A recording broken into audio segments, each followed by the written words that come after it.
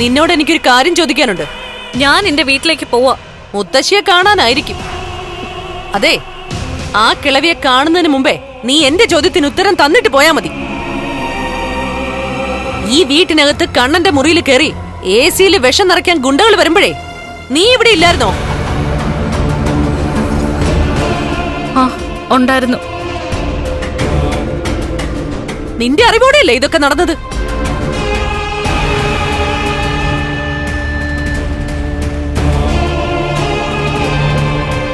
ചോദിച്ചത് കേട്ടില്ലേ? നിനക്കിതൊക്കെ നേരത്തെ അറിയാമായിരുന്നോന്ന്? ഉണ്ണേട്ടൻ എന്നോട് പറഞ്ഞിട്ടുണ്ടായിരുന്നു.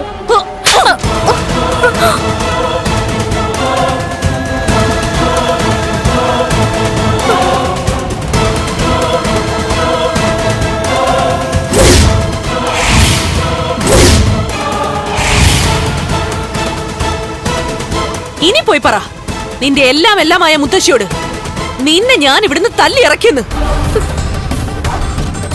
ഇതിന്റെ പേരിൽ നീ തിരികെ വന്നില്ലെങ്കിലും കുഴപ്പമില്ല. നിന്റെ അച്ഛന്റെ പാത തന്നെ നീയും പിന്തുടരുമോ അല്ലേ? ഞാനൊന്നിനും ഉത്തരവാദിയല്ല. എന്റെ ഭർത്താവാ ഉണ്ണിയേട്ടൻ. അയാളുടെ കൃപ കൊണ്ടാ ഞാനിവിടെ കഴിയുന്നത്. അതുകൊണ്ട് അങ്ങേര് പറയുന്ന എനിക്ക് കേട്ടേ പറ്റൂ. ആരാ പറഞ്ഞത് അവന്റെ കൃപ കൊണ്ടാ നീ ഇവിടെ കഴിയുന്നെന്ന്? ദേ, കണ്ണന്റെയും മഹാലക്ഷ്മിയുടെയും കൃപ കൊണ്ടാ ഇവിടെ എല്ലാവരും കഴിയുന്നത്. അതുകൊണ്ട് അവർക്ക് വിഷമം ഉണ്ടാക്കുന്ന പ്രവൃത്തികൾ ആര് ചെയ്താലും അവരെ ഒന്നും ഇവിടെ വെച്ച് പൊറപ്പിക്കാൻ പറ്റില്ല. നീ പോകുമ്പോ അവനെ കൂടെ കൊണ്ടുപോയിക്കൂടായിരുന്നോ?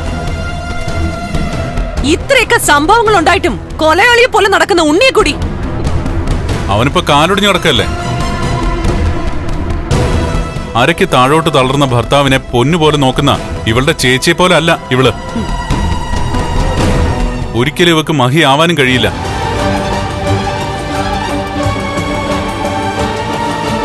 ഞാൻ പോകുന്നു.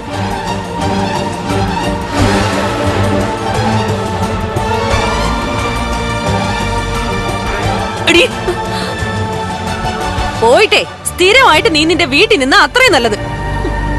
നിന്റെ മുത്തശ്ശിയുടെ ഉപദേശം കേട്ട് നീ ഉണ്ണിയുടെ മനസ്സിളക്കുന്നുണ്ടെന്ന് എനിക്കറിയാടി. ഞാനൊന്നും ചെയ്തിട്ടില്ല. അയാള് ചെയ്തതിനൊക്കെ മൗനമായിട്ട് കൂട്ടുനിന്നു. അത്രേ ഉണ്ടായിട്ടുള്ളൂ.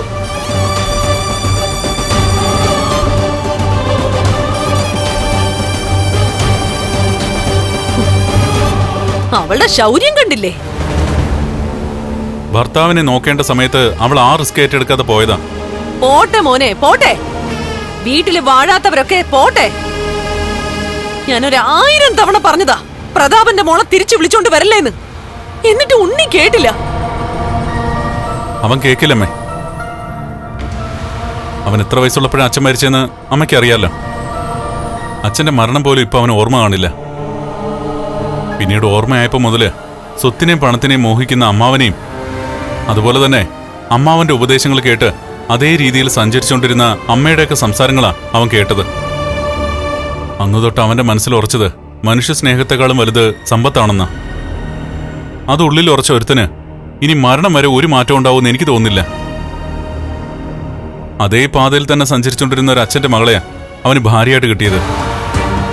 അതുകൊണ്ട് അമ്മയുടെ മാറ്റം 100% സത്യസന്ധമാണെങ്കിൽ അമ്മയുടെ ഇളയ മകനെയും മരുമോളെയും ചൊൽപ്പടിക്ക് നിർത്താന്ന് അമ്മ കരുതണ്ട. അമ്മയുടെ എന്റെയൊക്കെ വാക്കേട്ട് അവർ ജീവിക്കൊന്നും കരുതണ്ട. ഞാനൊരിക്കലും പറഞ്ഞതല്ല മാർക്കോയോട് അവന്റെ കാല് തല്ലിയൊടിക്കാൻ. ആ സമയത്ത് ഞാൻ ശ്വാസം കിട്ടാതെ ICU കിടന്ന് വിഷമിക്കുകയായിരുന്നു. എല്ലാം കഴിഞ്ഞ ശേഷം ഡിസ്ചാർജ് ആയ സമയത്താ അവനെ വീൽ ചെയറിലാക്കിയെന്ന് മാർക്കോ എന്നോട് പറഞ്ഞത്. എടാ, ഇങ്ങനെ ഒരു ശിക്ഷ എന്റെ മോന് കിട്ടിയതിലേ എനിക്കൊരു വിഷമവും ഇല്ല കണ്ണാ. ശരിക്കും വീൽ ചെയറിൽ നടക്കേണ്ടതേ അവനും അവന്റെ അമ്മാവനും പ്രതാപനും ഒക്കെയാ കണ്ണാ.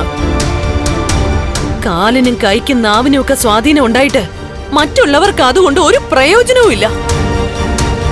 എന്നാ നിന്റെ മഹാലക്ഷ്മിയുടെയും കാര്യം അങ്ങനെയല്ല. അതുകൊണ്ട് നിങ്ങൾ രണ്ടാളും മനുഷ്യരെ പോലെ നടക്ക്, ഒന്ന് ജീവിക്ക്.